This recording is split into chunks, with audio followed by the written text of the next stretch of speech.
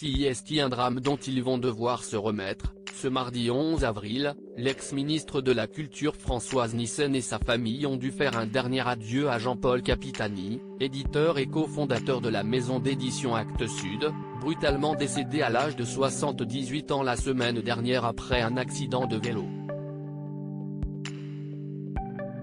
Marié à la femme politique depuis les années 80, il partageait sa vie privée comme sa vie professionnelle puisque tous les deux collaboraient au sein des éditions familiales, que Jean-Paul Capitani avait fondées avec le père de Françoise Nyssen.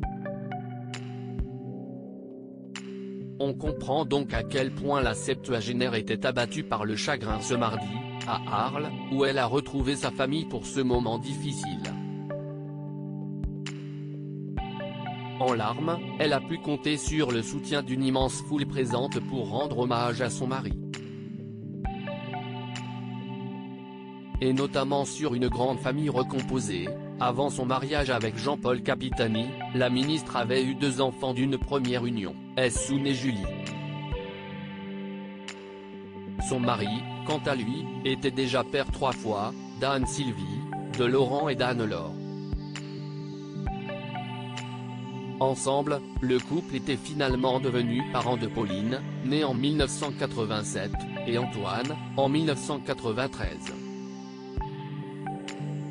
Une cérémonie émouvante, une belle tribu, entachée par un terrible drame en 2012, le suicide du cadet de la famille, à 18 ans. Décrit par sa mère comme un être à part, précoce, surdoué, dyslexique, dyspraxique et doté d'une intelligence très émotionnelle, celui-ci avait poussé ses parents à monter leur propre école dans le sud. Son père a été inhumé à ses côtés. Très soudé, le clan a cependant pu compter sur plusieurs personnalités locales, qui avaient fait le déplacement pour une cérémonie très émouvante, selon nos confrères du magazine La Provence. Pour rappel, après la mort de Jean-Paul Capitani, les réactions avaient été nombreuses pour honorer sa mémoire. L'Élysée avait lui-même fait paraître un long communiqué pour lui rendre un hommage appuyé. Le président de la République et son épouse Brigitte Macron saluent le parcours et l'engagement d'un homme de grande culture et de haute fidélité, enraciné dans sa ville et inlassablement curieux du monde, qui œuvra pour le rayonnement de nos arts et de nos lettres.